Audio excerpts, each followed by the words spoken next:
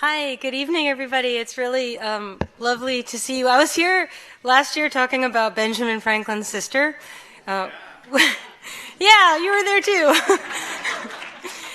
Which was a very Philadelphia story. This is kind of a weirdly Cambridge story. I was just last night giving a lecture in Cambridge. Wonder Woman is sort of the Cambridge, Massachusetts hometown hero, which I love about her. So I feel like a bit of an interloper down here. And I wish that instead of taking the train, I had taken an invisible plane. Because I wouldn't have such a scratchy throat or be so run down. So I apologize. I'm struggling with a cold, so I've got a nice, gentle hot cup of tea here to get me through the evening. I really appreciated Bob Romertz's remark about how surprising it is that a Harvard professor would write a book about a comic book character. Because I want to begin actually with the strangeness of this decision and the remarkable lack of cred that I have as a Wonder Woman writer of any sort. People my age and older remember, when they think about Wonder Woman, they think about this Wonder Woman, the great Linda Carter. And if you didn't watch the TV show as a child, you may nevertheless have run into it in one way or another, and I'm going to try to refresh your memory with the audio that's not... All the world's waiting for you and the power you possess. In your satin tights, fighting for your rights, and the old red, white, and blue. Okay, and here's what I have to say. Never write a book about Wonder Woman, because my kids say to me all the time, in your satin tights, fighting for your rights.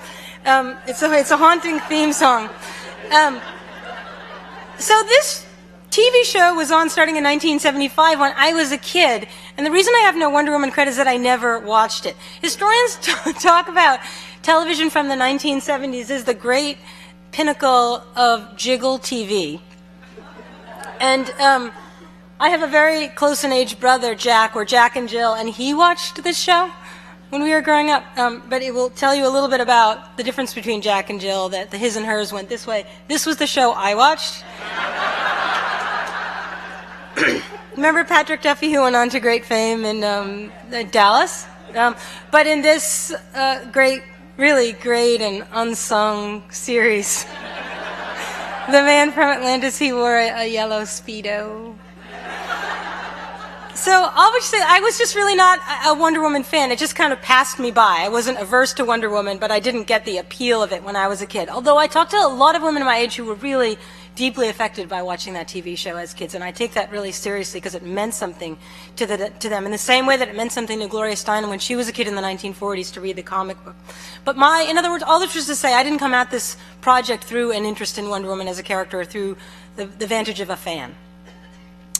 But because not everybody here is dissimilar from me and that you may not be comic book fans, I want to begin by reminding you a little bit about the history of comics. Wonder Woman's origins date to the 1930s, and they date in particular to the forming of the Justice Society, when this question was asked of children all over the United States in 1942. Should Wonder Woman be allowed, even though a woman, to join the Justice Society? This was actually an echo of a question that was asked by George Gallup, who founded the first polling organization in 1935, and in 1937 and every year since has asked, should a woman, even though a woman, be elected president?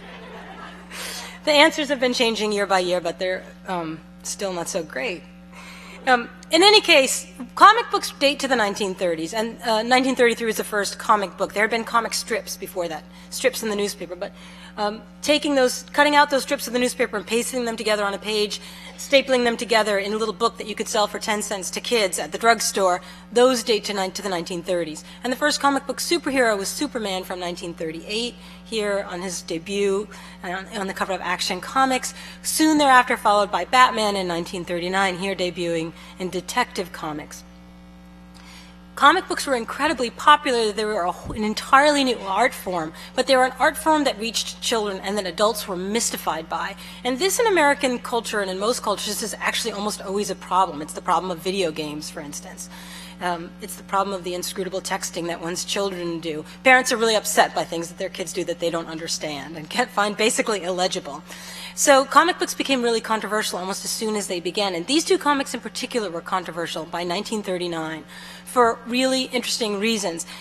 Superman was controversial because he looked to a lot of Americans like a fascist.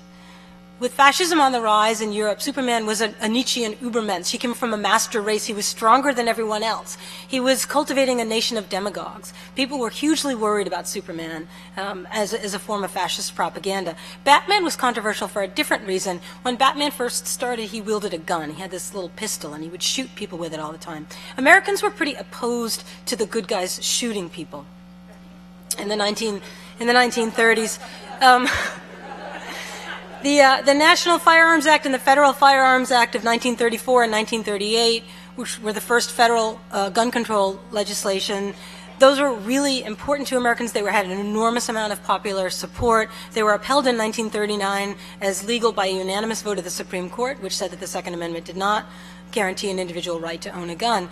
So Americans in 1939 had very different political views about gun ownership than they do now, and Batman was controversial because he carried a gun.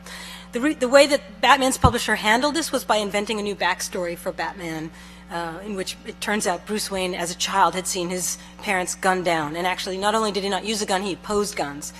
But the problem remained that comic books were really controversial. Wonder Woman, which first appeared in 1942, was meant to be a remedy for all the ills of other comic books. She was supposed to be an antidote because she could stop bullets with her bracelets. She has these bracelets. You can see her stopping them there. She would fight fascism with feminism. She had come to the United States to fight for peace, justice, and equal rights for women. That was her objective.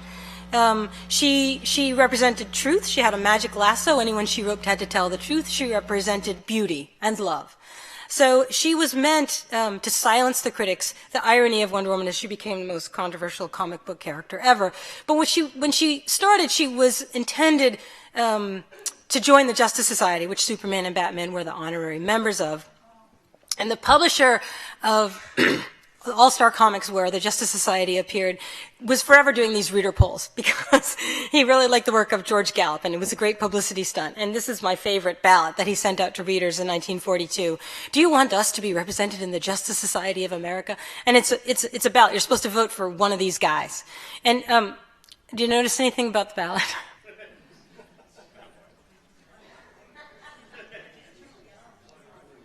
It's totally rigged.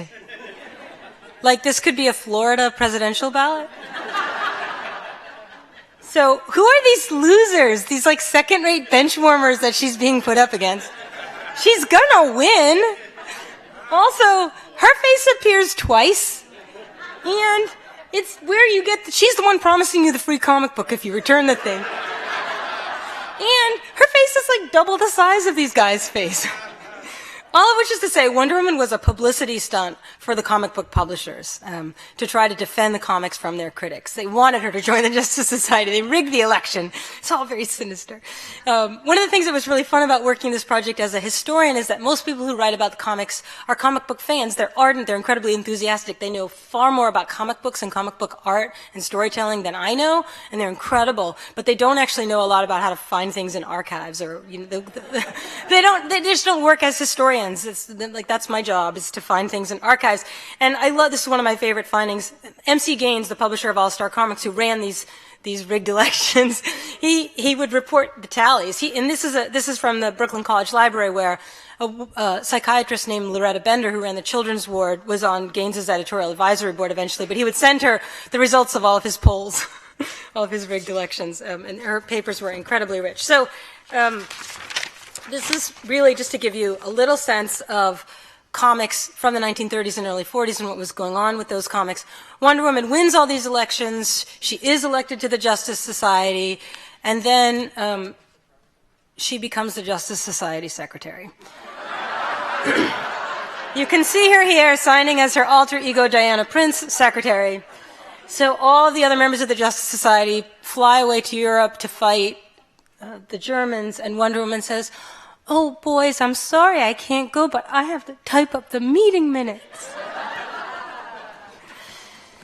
But the year that she joins the Justice Society and becomes a full-fledged kind of leader of the line of superheroes, she also gets her own comic book, Wonder Woman. She's previously appeared in other comic books. And when that happens in 1942, MC Gaines, the publisher, issues a press release and it has a nationwide publicity campaign. And what he wants to reveal is the secret of the men behind Wonder Woman. This is part of the publicity campaign. So in that first issue is this really interesting photograph of the people who created Wonder Woman, the men behind Wonder Woman. There's MC Gaines, the publisher, there on the right in the shirt sleeves. Next to him, this little cute little squirrely guy, that's Shelley Mayer. He's the editor. He also edited Superman. Harry G. Peter, the artist who drew Wonder Woman, standing next to him. And down here, all the way to the left, is world-famous consulting psychologist William Moulton Marston, now revealed as the secret author of Wonder Woman. So there was this incredible great press campaign in 1942 announcing that that Wonder Woman was the creation of a Harvard psychologist who had 3 degrees from Harvard, a BA, a JD, and a PhD. He had also invented the lie detector test, and he was a staff psychologist for Family Circle magazine and a great authority on more or less everything. The press... The press release also made very explicit claims about the nature of Wonder Woman as a comic book. Wonder Woman was conceived by Dr. Marston to set up a standard among children and young people of strong, free, courageous womanhood, and to combat the idea that women are inferior to men, and to inspire girls to self-confidence and achievement in athletics, occupations, and professions monopolized by men, because the only hope for civilization is the greater freedom, development, and equality of women in all fields of human activity. Yeah, give it up! It's actually really kind of amazing when you go back and read this stuff, the way Wonder Woman really is very explicitly billed as this feminist project in 1942. She also does things like run for president. Of course, she hasn't quite won yet. But it's not just in the PR. It's not just a publicity stunt. In Marston's private correspondence, he writes repeatedly things like this: Wonder Woman is psychological propaganda for the new type of women who should, I believe, rule the world. There's more mixed response to the matriarchal theory here. So there was this big reveal. The secret of Wonder Woman was at last out, right? Who is Wonder Woman? Wonder Woman is William Moulton Marston, world-renowned psychologist. She's also Diana Prince, and she has this alter ego, this secret identity, the way Superman and Batman have their secret identities. But one of the things that was really striking to me when I eventually did decide to work on this project was how much of Wonder Woman comics are not about her secret identity, but about her secret history. This is one of my favorite versions of this. Here, Wonder Woman is running away from a car full of reporters who are chasing her down. They want to extract the secret of her past. She gets away from them because she's super fast in her super kinky boots. And then the editor, this guy Brown, the newspaper editor, is completely upset that she got away. And he's so upset that he has a nervous breakdown and is confined to a hospital. Which I identify with, having been frustrated once or twice at failing to get to the bottom of this story. And anyway, Wonder Woman, Diana Prince disguises herself as a nurse, and she takes pity on him, and she brings him this parchment, and she says, "This parchment seems to be the history of that girl you call Wonder Woman." And he's so excited, and I also relate to this, he leaps out of bed in his hospital Johnny and runs back to the news desk. So this is kind of weird thing going on in Wonder Woman. Bruce Wayne doesn't have some sort of secret history. We all know Bruce Wayne's secret history. So why the history? Why is the history of Wonder Woman so secret?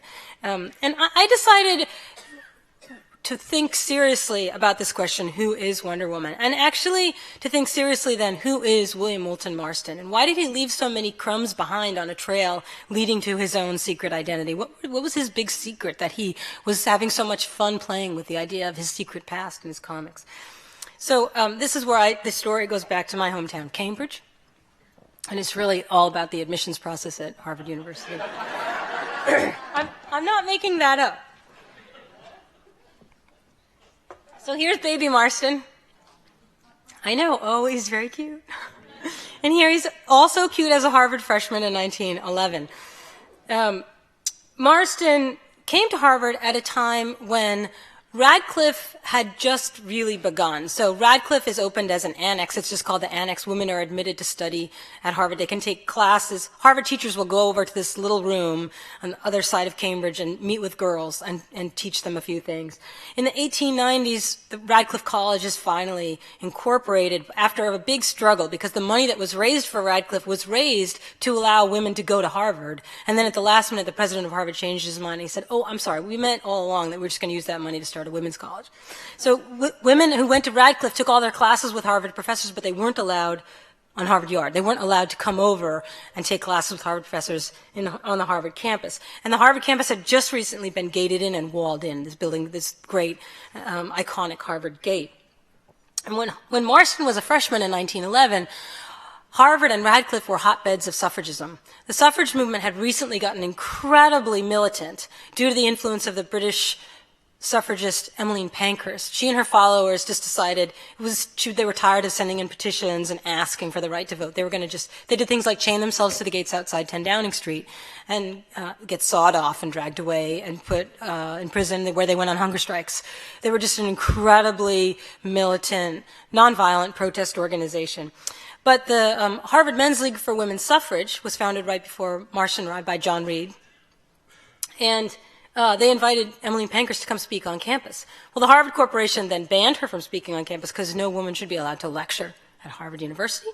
And she spoke in a dance hall near campus in Marston. It was reported in newspapers around the country. All of which is just to say, thinking biographically about Marston and the guy who would go on to create Wonder Woman, his entire young adulthood was bound up in the spectacle of militant suffragism. It was quite a thing to see Emmeline Pankhurst, here she is, this tiny little woman being dragged away by police, and the American women who followed in her lead, who stood vigil outside the White House for months in silence, in snow and sleet and hail, fighting for the right to vote. We have, I think, in our minds, a whole portfolio, a whole, like Flickr folder of images of the Montgomery bus boycotts or other iconic photographs depicting the civil rights struggle. We don't carry around in our heads that same set of images of the suffragist movement, but people who lived through it and watched it certainly did.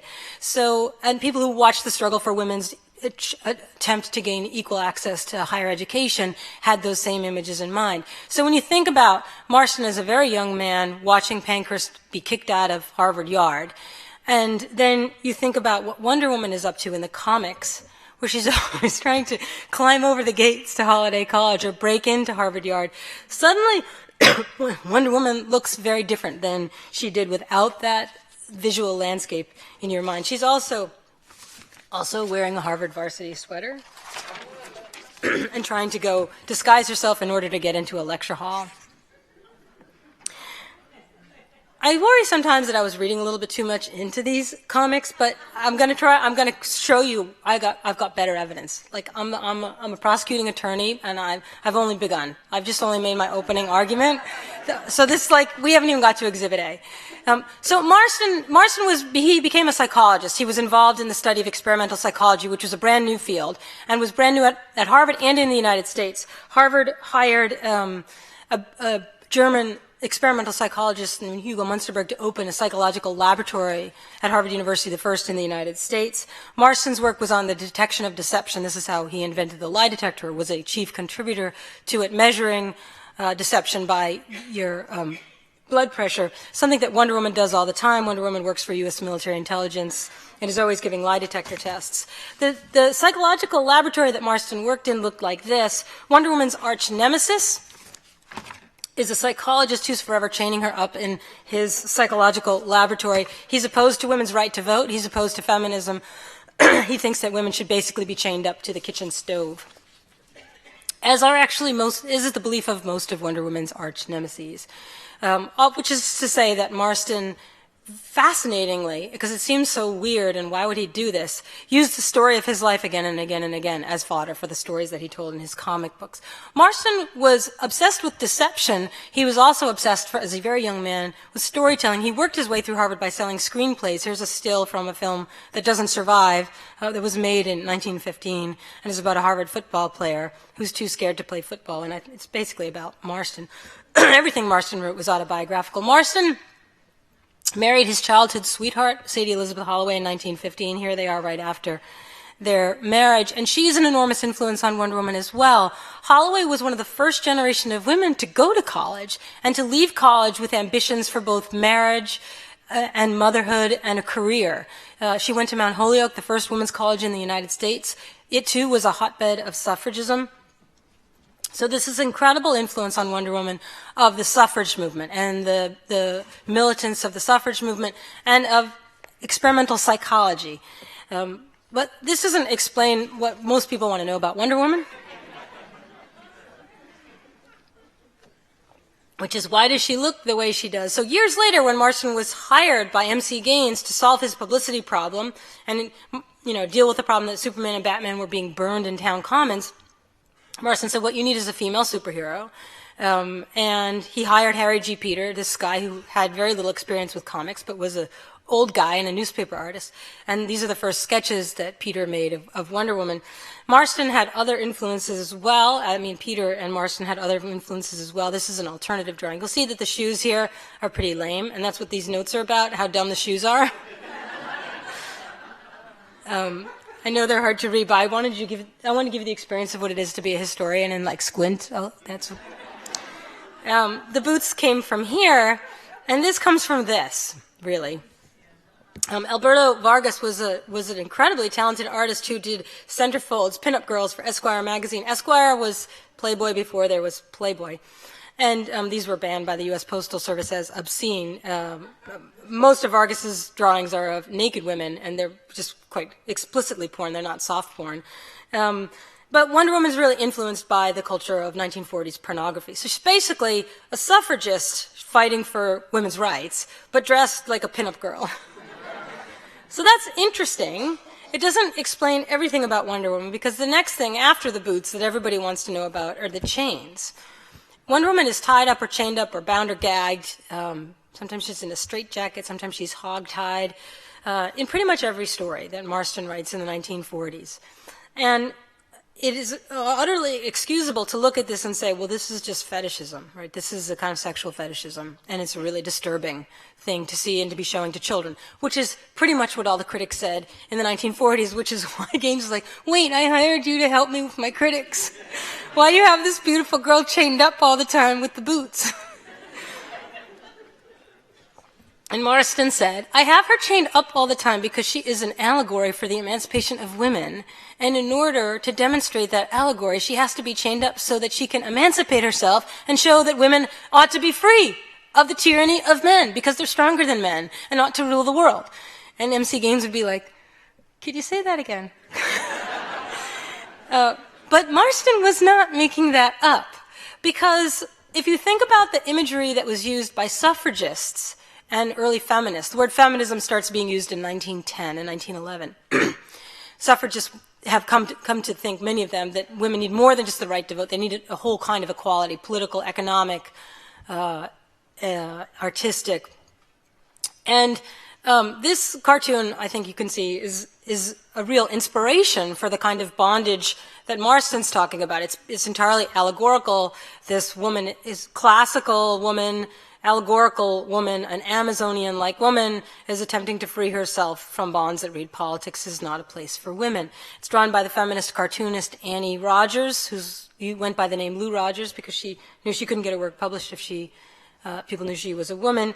And she was on the staff in the 19-teens with Harry G. Peter, who went on to draw Wonder Woman in the 1940s, and I think is why Marston suggested that Harry G. Peter be hired. Because Rogers and Peter both were staff artists at Judge Magazine, which was a pro-suffrage magazine and had a regular page called The Modern Woman, and they both drew suffrage cartoons for the modern woman. So when I say when Marston says Wonder Woman is in chains like that because that's actually a women's rights, of kind of form of symbolism among women's rights activists, he's not lying. It's just that it wasn't obvious to people by the 1940s. This was no longer fashionable in the 1940s, although it was ubiquitous in the 1910s.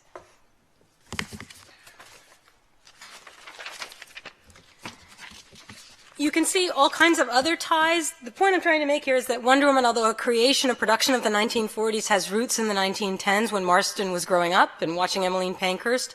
You can see a lot of other themes from the progressive era in Wonder Woman. Suffrage parades were almost invariably led by women with tiaras riding white horses, which is what happens in Wonder Woman again and again and again, where she's leading political protests in the 1940s.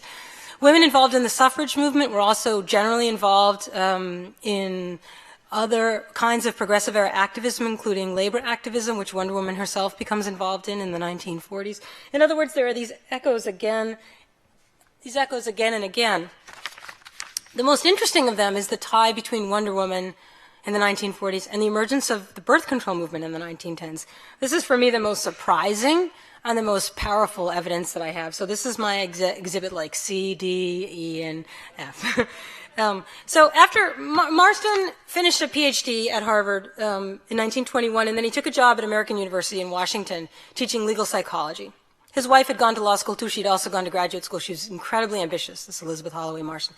She worked in Washington, and he worked at American University. Sometimes she would teach his classes for him because she could do anything that he could do. But his big objective was to get his lie detector, well, that was her, she would always say that, which was true. But he wanted to get his lie detector introduced in court. The idea behind experimental psychologists' intervention into the law was that juries are imperfect. Eyewitness expert testimony is imperfect. There are all kinds of injustices in our legal system. We know that very well.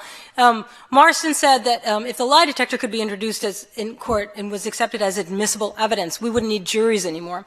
So the test case for him was the murder trial of this guy, James A. Fry, who's seen here with Marston having a lie detector test conducted on him in the hallway. Fry was charged with murder. Fry, two of Marston's students at American University became his lawyers in order to conduct this test case, which served him extremely ill because the court decided to ban the sphygmomanometer, which is what the lie detector machine that Marston used was called at the time. It really was a crisis for Marston for many reasons. It was a much bigger crisis for Fry, who spent most of the rest of his life in jail for a murder he probably did not commit.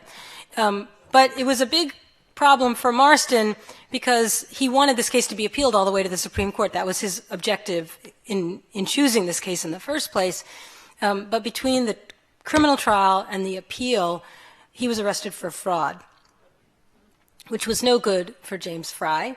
But it also meant that Marston lost his job at American University, and the lie detector was never invented, and it was never declared admissible in a case that is really important in the history of American evidence law. It also is a case that makes an appearance in Wonder Woman, when Wonder Woman asks the judge if she can introduce her magic lasso as evidence into a court in a case involving a murder committed by Priscilla, who actually is the cheetah. And happily, as everything works out well for Wonder Woman that worked out so badly for Marston, the magic lasso is declared admissible.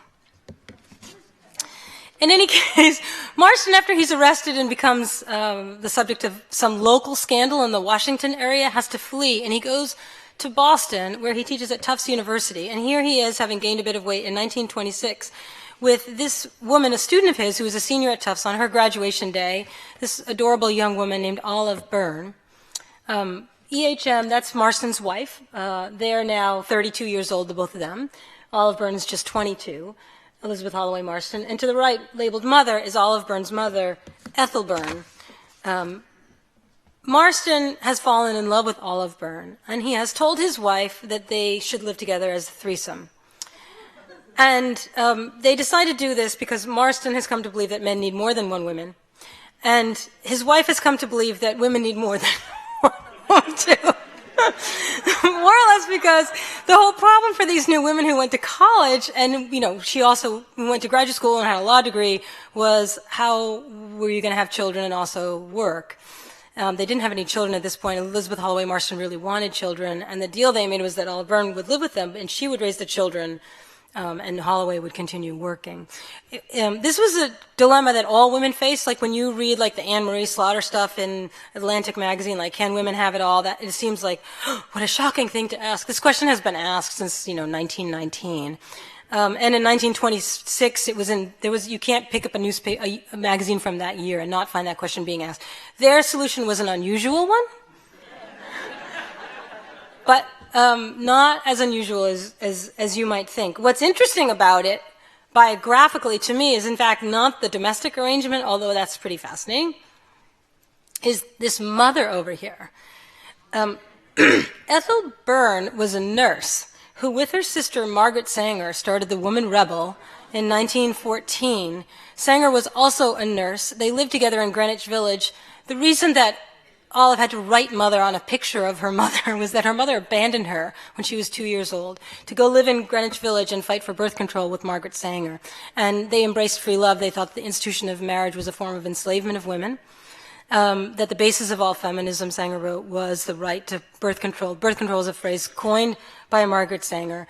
The two sisters, both nurses, opened the first birth control clinic in the United States in 1916, thereby founding what becomes Planned Parenthood.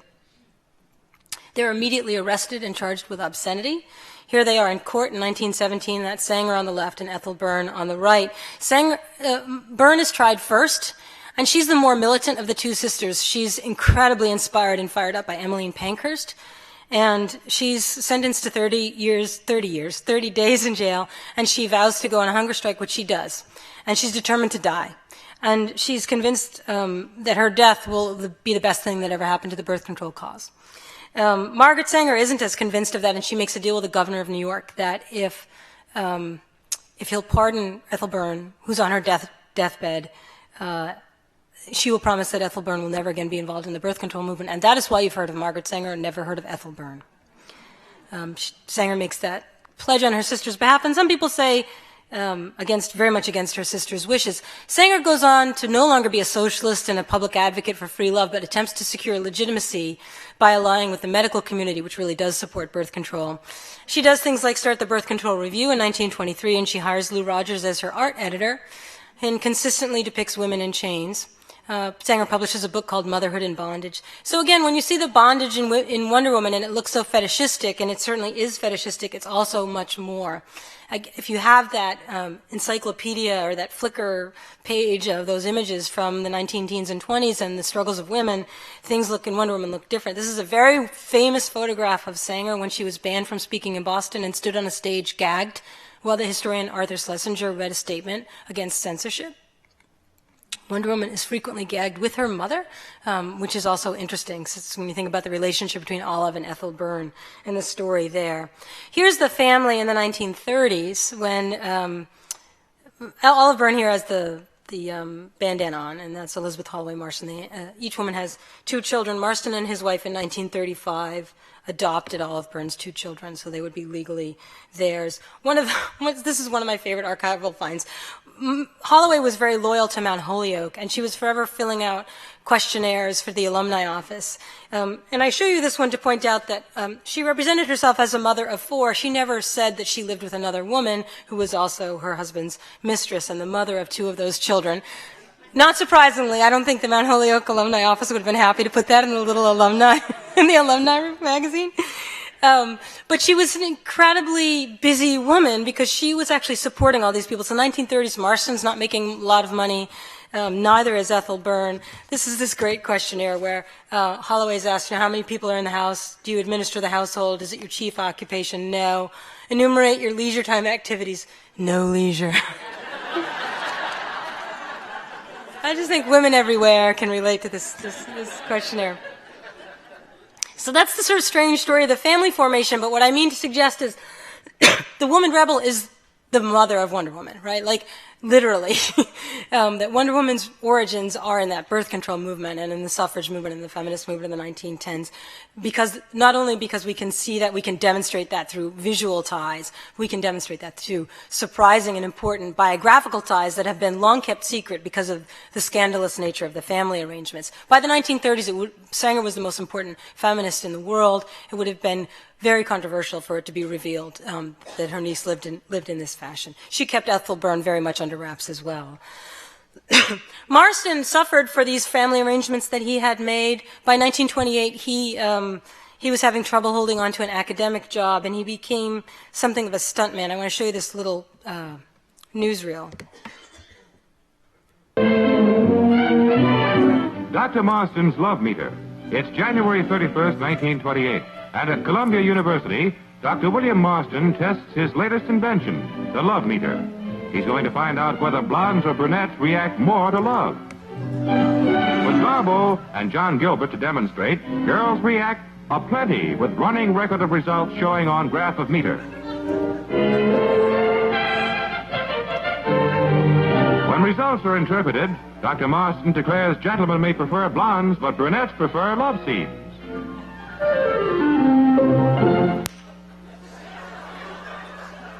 I could watch those newsreels all day.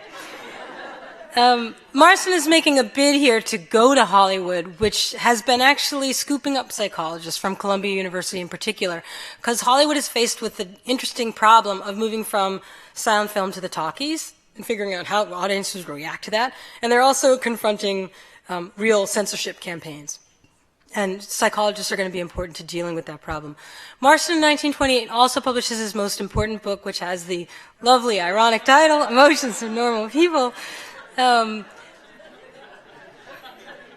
is reviewed in only one scholarly journal, and the author of that review is Olive Byrne. She admires it very much. It is a strange book, but I want to just sort of, in Marston's defense, it's no stranger than, I guarantee you, if you were to go read Freud and Jung, who were not writing not much before this. It's just that they didn't go on to write comic books, so they don't look... Then they had followers. But one of the things that's interesting about Marston's Emotions of Normal People, it is that actually, like much of Marston's writing, it is a defense of nonconformity. He said that the work of the clinical psychologist was basically to help people learn to love themselves and see that they are normal, that what they might regard as abnormal, especially with regard to their sexual arrangements or their love parts, the love parts of themselves, he says here in this telling passage, are other people might regard them as normal, but they shouldn't be concerned about that. They should just know that what they regard as abnormal may entirely be normal. And that was Marston's principle of philosophy. He's blacklisted from academia in 1928 for his showmanship, for his family arrangements, maybe also for this book. But then he is hired by Universal Studios, where he goes to become the first consulting psychologist in Hollywood. I'm just going to show you a little bit of this next clip because it has Marston's voice in it, and it's so charming, I didn't want you to miss it.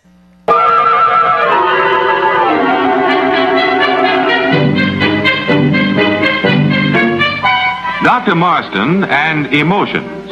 It's 18th of July, 1930, and Dr. William Marston demonstrates complicated device whereby he claims he can determine and compute comparative emotions of blondes, brunettes, and redheads. Says Marston, "This is the sphygmomanometer, an instrument which measures the subject's blood pressure in the arm." My kid said, "What's an am?" And we live in Boston.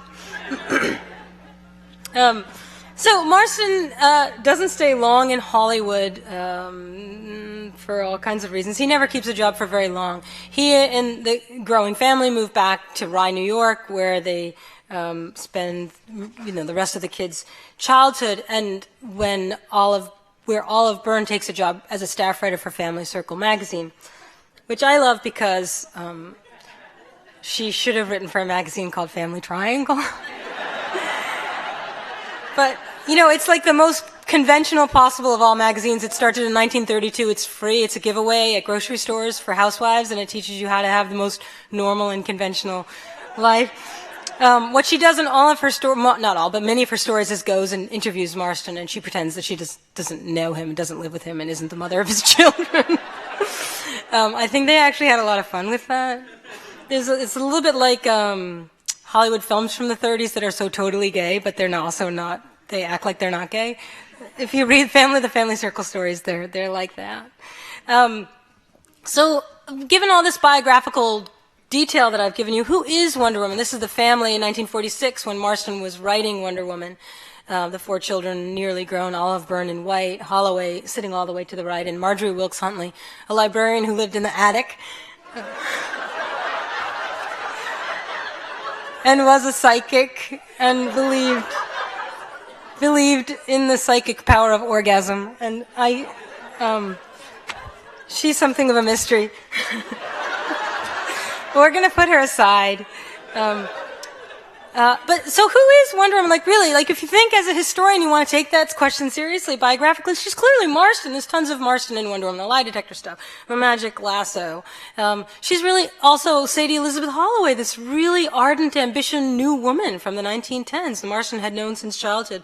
Incredibly ambitious, talented, smart woman. She's also Olive Byrne, who was very beautiful, the cleverest, wittiest, most distinctive member of the Tufts class of 1926. Quite a brilliant woman and ambitious in her own way. She went to get a PhD at Columbia and never finished it. She's the one who most looks like Wonder Woman. She's also clearly Margaret Sanger. The fights that Wonder Woman wages in those early comics written by Marston very much have a lot to do with Sanger and Sanger's particular brand of feminism and with the utopianism of Sanger's feminism, which centered on the erotic rights of women, the love rights of women, the rights of women in their love parts, as Marston would have said. So there's a lot going on in this Wonder Woman comic book. Marston dies in 1947. So then does Joy Hummel, a young woman who had helped write Wonder Woman since 1944 when Marston contracted polio. She quit in 1947. So did Shelley Mayer. He quit in 1947. And M.C. Gaines, the publisher, died in 1947. Wonder Woman was handed off not to Elizabeth Holloway Marston, who asked if she could become the new editor, but to a guy named Bob Kanigher, who wrote stories like this. I think most noticeably here, really all that needs to be said is she has lost her boots. DC Comics really doesn't know what to do with Wonder Woman in the 1950s when women are supposed to be going home and having children. And they really don't know what to do with Wonder Woman in the 1960s when they make this... can we have the audio back on? Mother, I won't be having any Test dinner pilot tonight. for a Wonder Woman TV show. Oh, don't be silly. Where do you think all that strength comes from? Those gods? No, from my cooking. I have to help Steve. He's waiting at the airport and there are no planes. Look, you're not so smart that you can't take a mother's advice. Now, this is no kind of a night for you to be flying around in that outfit again. Mother, this is the kind of a night for you to watch TV or read the newspaper, eat your roughage. But the fate of the free world depends on me. All right. Eat first. Save the free world later. You can't be... I'd love to let you watch the rest of that, but we're going to run out of time. Suffice to say, Wonder Woman did not especially thrive in the 1960s when DC Comics really didn't know how to respond to what's known as the second wave of the women's rights movement. We have this wave metaphor where the first wave ends in 1920 with the ratification of the 19th Amendment, suffragists finally gained for women the right to vote, and then the second wave starts in the early 60s with the feminine mystique, etc. The second wave feminism was really hard for DC Comics or Marvel Comics or any of these comic book publishers to deal with. They really didn't know what to do with Wonder Woman. They decided to just like take away all of her superpowers and make her look like Diana Rigg in the Avengers. The thing is that women knew what to do with Wonder Woman in the 1960s. So Gloria Steinem worked at New York Magazine when it was founded, and Edward Sorrell wrote this cartoon of the liberated lady. The Y has been cut off, but you can't probably read the text. She's fighting the smug liberal, and she's trying to stop rapists. Which is a really interesting resurrection of Wonder Woman by second wave feminists. Feminist cartoonists in a feminist basement collective press in Berkeley, California, put Wonder Woman and all these other stock characters from the 1930s on the cover of It Ain't Me Babe comics in 1970. Inside, all these women break out of their stock plots. So Betty and Veronica run away together. And little Lulu with the little red dress. Remember little Lulu from 1935? She's the most awesome, sassy character. Inside, she wants to join Iggy's parade, and Iggy says, no girls allowed, and she stops and thinks about that. And then in a panel that sums up the entirety of the second wave of the women's rights campaign, she draws a conclusion.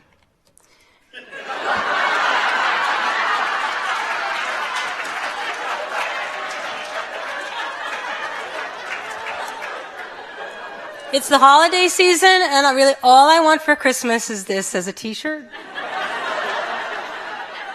Little Lulu is reclaimed by feminists. So is Wonder Woman. As Bob was reminding us, Wonder Woman appeared on the cover of the first regular issue of Ms. Magazine in 1972. She also appeared, my favorite, on the cover of a Women's Health Center newsletter from 1973, wielding a speculum and declaring, with my speculum I am strong and I can fight, and inside giving instructions on how to conduct a vaginal self-exam. Here, in a campaign poster for the National Women's Political Caucus, she attends a meeting of Nixon's cabinet. So what I'm trying to argue, and I'm going to run out of time, so I'm going to slow myself down here to a screeching halt and not tell you about Wonder Woman in the present moment. But what the book tries to argue by looking so carefully at the roots of, really carefully establishing on evidentiary grounds, the progressive era roots of Wonder Woman, that Wonder Woman is really a suffragist, feminist, birth control activist from the 19-teens and 20s. And then she goes on to inspire women who were involved in the women's liberation movement in the 1960s and 70s. Women like Steinem, who read Wonder Woman comics in the 1940s when she was growing up. And that's really important because it's a missing link in 20th century political history, American political history. Because we have this funny wave metaphor where there's this first wave, that ends in 1920, and then there's this lull until the 1960s, and then there's a second wave. But if Wonder Woman's right in the middle of that in the 1920s, and she's the source of Wonder Woman is that first wave, and Wonder Woman is the source for that second wave, there's no waves at all. There's just a continuous history of women arguing about their rights. And I think that's a really important contribution and something that made me happy to have had the chance to think about a comic book character, even though I am a Harvard professor. Thanks very much.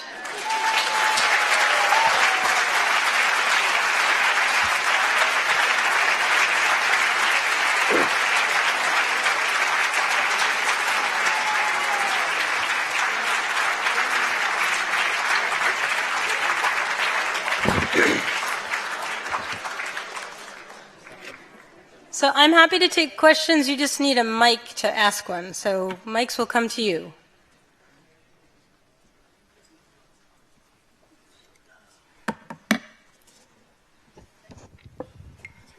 What's your next book? It was something about that mic that was just so spooky. What is your next? I'm supposed to be writing a book about how Charles Dickens came to America in 1842 and came, as you all know, to Philadelphia, and what he made of America and what Americans made of him and how that changed America and changed Dickens.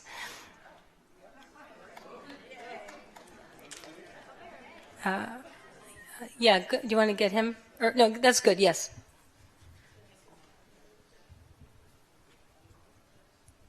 You strike me as a bit of a Wonder Woman yourself. I read your stuff in the New Yorker, and was just reading your piece on Frankfurter. And you write books, you teach at Harvard, you have a family. How do you manage it all? It's interesting. Thank you for prompting the part of my lecture I didn't get to, which now I have a chance to say. Wonder Woman actually became really controversial in the 1970s because she was thought by radical feminists to embody a myth that could never be achieved, the woman who could have it all because she had superpowers, where liberal feminists would point to Wonder Woman as a feminist icon. Look, women can have it all. And radical feminists would say, that's a total cop-out. That's a complete betrayal of women and their collective struggle. You don't need we don't, okay, yes, it's true, Margaret Thatcher was elected to a head of state, but did that change the political status of women? Did it change the economic status of women in Britain? Was that, is that helpful and meaningful in every way? Sort of the individual struggle or the superheroic woman as against the collective struggle for equality. And Wonder Woman really divided the women's movement. It was a real tug of war. Steinem was on one side of that and was much maligned. She was often portrayed as, I can even show you. This is Kathy Lee Crosby. This is Wonder Woman. This is Wonder Woman being depicted as Steinem in a manifesto in which Steinem is being accused of being a CIA agent and planting Wonder Woman in women's consciousness as a CIA plot to defeat the women's movement, which is obviously ridiculous, but was actually a big battle among feminists at that time.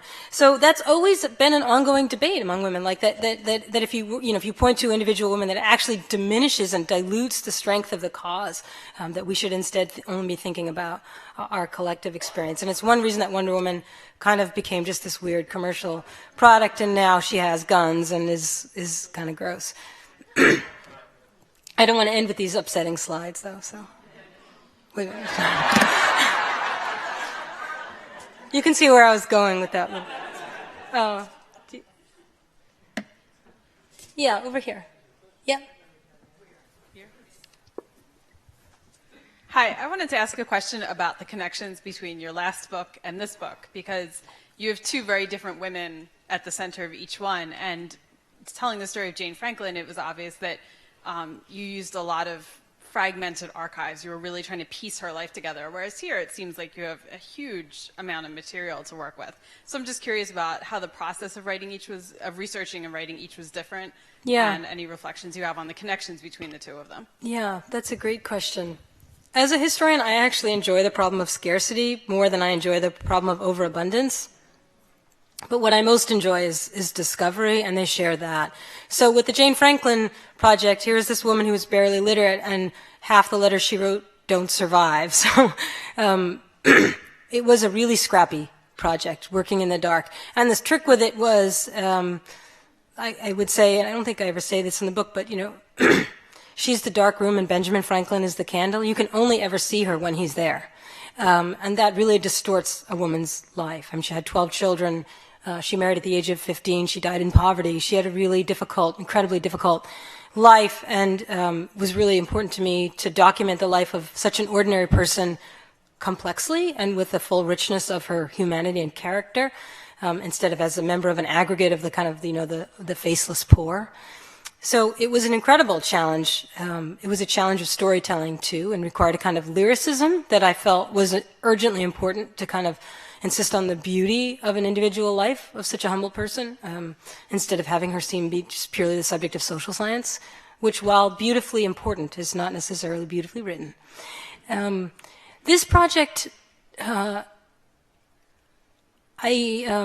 guess it shares a sense of discovery, because although everyone's heard of Wonder Woman in the same way everyone's heard of Benjamin Franklin, people know a certain amount about Benjamin Franklin, although very little about women in the 18th century. But no one knew really anything about Wonder Woman, just because comics fans and people who know about the history of feminism are not the same people. They're really not very intersecting. So women's historians didn't know very much about the history of comics either. I mean, it's not like I'm not trying to malign people. I'm just saying they're really non-intersecting fields. And also, most of all, because the Marston family, for very good reason, had turned away all requests from researchers for decades.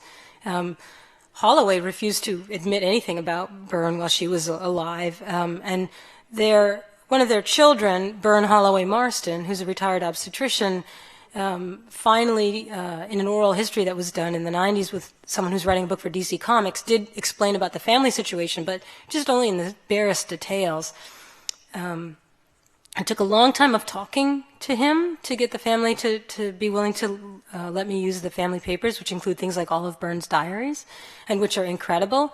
And I'm just so amazingly grateful to the family for letting me work with those materials and trusting me to do that carefully. But I wouldn't have worked on that project, or I wouldn't have convinced the Marstons if I hadn't written an article for the New Yorker about the history of Planned Parenthood, which I sent to them. I was like, here's this example of my work, and which in that article I wrote about Ethel Byrne. And it was working on that article that had actually led me to this discovery about the relationship between Margaret Sanger and Wonder Woman, and it wasn't because I was working on Wonder Woman, it was because I was working on Planned Parenthood. And I think for Byrne, who's spent his life as an obstetrician and whose grandmother went to prison for giving birth control to poor women in 1916, that was a meaningful thing. And that is actually a big part of the Jane Franklin story, right? She had 12 children. She got pregnant when she was 15. Like that is a through line for all of those stories. Right here.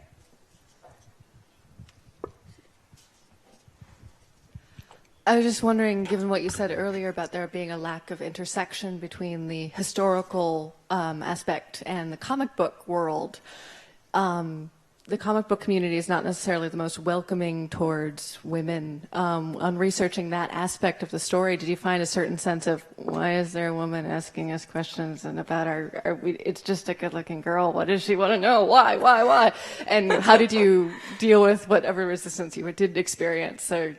Or did you have to really work to try and, one, explain, this is why I'm working on this historical project to comic book people, and this is why I'm working on a comic book project to the historical community?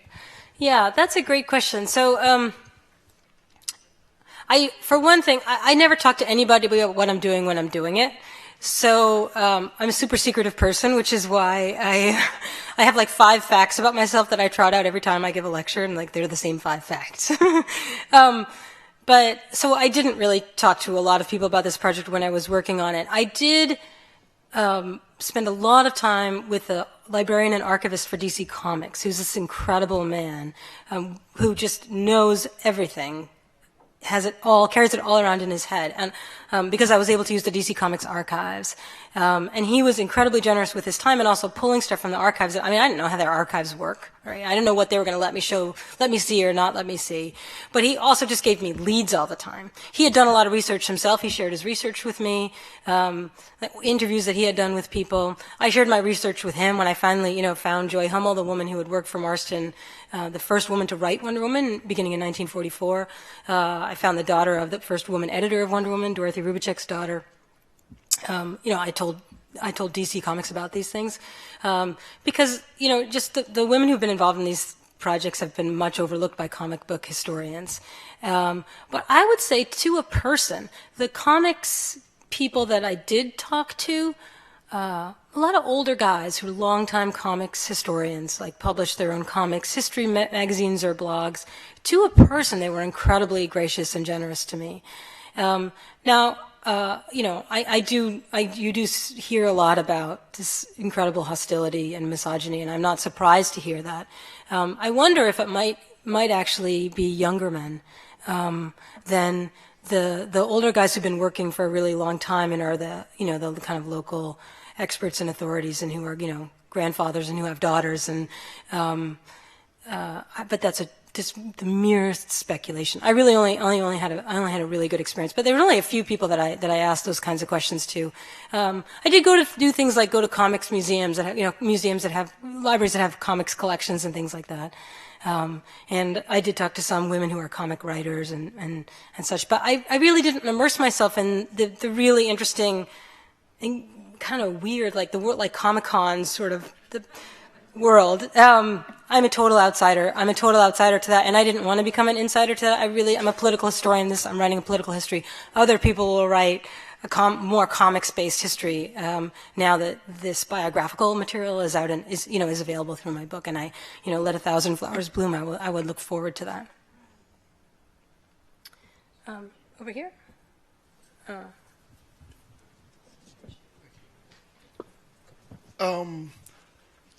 Whereas Marston and by extension Wonder Woman are sort of, they push forward the history of feminism. They're tied into moving forward feminism.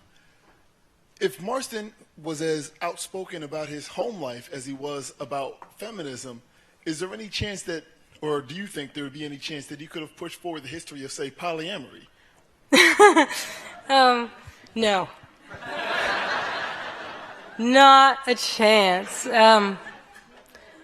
No. I mean, he was, it's a closeted life.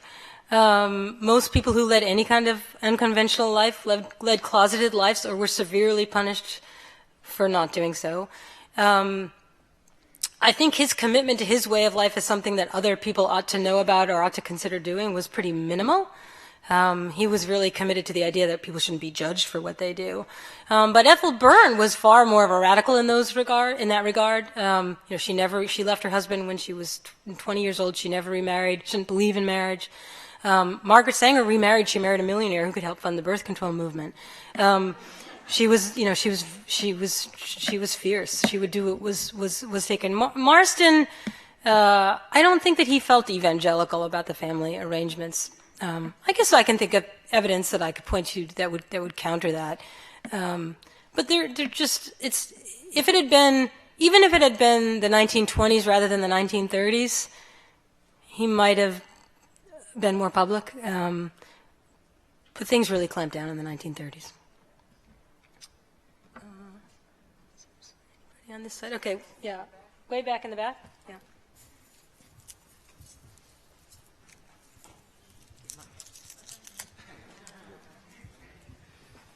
Clark Kent had Lois Lane. Was it possible for Wonder Woman to have a date? Yeah, she was supposedly in love with Steve Trevor, who was a captain in U.S. Army intelligence. the way her backstory works, she is an Amazon on an island of women called Paradise Island, which we all will understand is a paradise because there are no men there. And